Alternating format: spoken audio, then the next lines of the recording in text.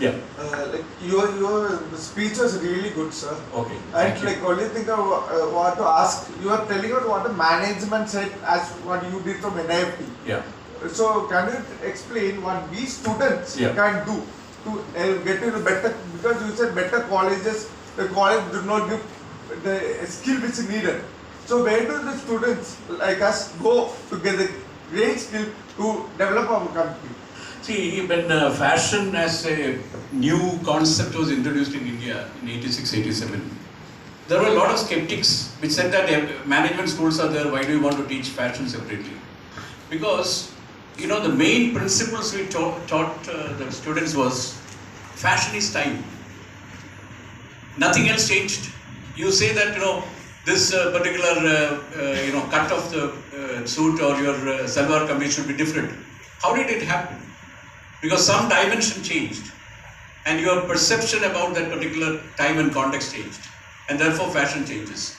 Now to convert these people into that kind of a thinking, where you see a product not really perishable otherwise, it is still a good shirt, it is still a good pant, but he will wear along with khaki, maybe that is today's context in which he feels comfortable.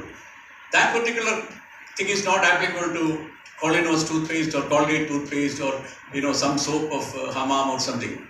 This is very contextual, that it is touching your body, it is sensorial, time and context make everything.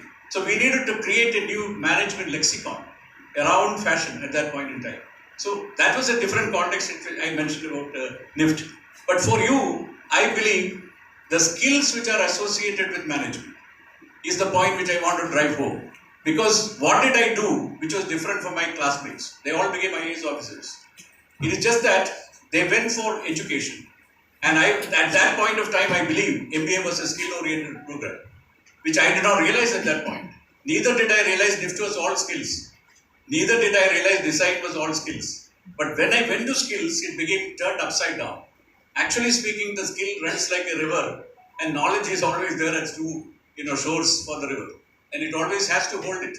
Without the knowledge, the skill will not survive. And without skills, the knowledge will not survive anymore. So we are now in a new system. So my focus of telling you was that earlier knowledge was sufficient.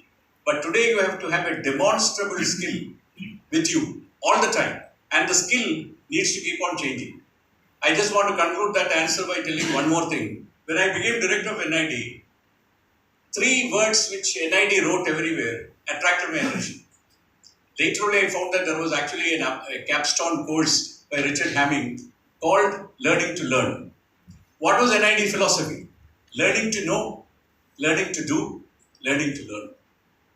So you need to know, learn to know, but you also should know how to learn to do.